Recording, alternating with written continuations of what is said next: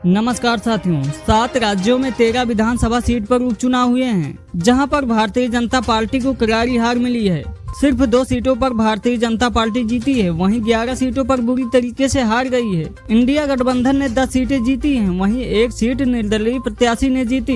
बाबा योगी आदित्यनाथ की मुश्किलें तेजी से ही बढ़ती जा रही हैं। अपनी ही पार्टी के नेताओं ने बीजेपी पर खड़े करने लगे हैं सवाल। भाजपा पार्टी के नेताओं ने बताई बीजेपी की हालत खराब, वहीं भाजपा की बिगड़ती हुई हालत को लेकर शिवपाल यादव ने मौज ले ली। चलिए आपको बताते हैं। लोकसभा चुनाव में भाजपा को मिली करारी हार के बाद से ही भाजपा पार्टी का जोश बहुत ही कम हो गया है। बीजेपी पार्टी के सहयोगी दल और कार्यकर्ता भी बीजेपी सरकार पर सवाल खड़े कर रहे हैं। वहीं बीजेपी के नेता राजेंद्र प्रसाद सिंह और बल्लापुर विधानसभा से विधायक रमेश मिश्रा के बयान ने यूपी में सियासी की हलचल और तेज कर दी है। दोनों ही नेताओं का वीडियो सोशल मीडिया पर बहुत तेजी से वायरल हो रहा है, जिसकी वजह से भाजपा सरकार अब विपक्ष के घेरे में आ चुकी है। बदलापुर विधानसभा सीट से रमेश मिश्रा कह रहे हैं कि अभी उत्तर प्रदेश में बीजेपी की स्थिति ठीक नहीं है। रमेश मिश्रा का कहना है कि भाजपा का स्थिति अगर ऐसी ही रही तो सन 2027 में यूपी में भाजपा सरकार नहीं बन पाएगी। आज की डेट में बीजेपी की स्थिति बहुत ही ज्यादा खराब है और समाजवादी पार्टी पीडीए यानी कि पिछड़ा दलित अल्पसंख्यक की बात कर रही है और सपा ने समाज में भयावह स्थिति पैदा कर रखी है। अगर बीजेपी अपनी स्थिति नहीं सुधारी तो भाजपा सरकार पूरी तरह से ध्वस्त हो सकती है। और बीजेपी की वरिष्ठ नेता राजेंद्र प्रसाद ने कहा कि हमें यह कहने में बिल्कुल भी संकोच नहीं हो रहा है कि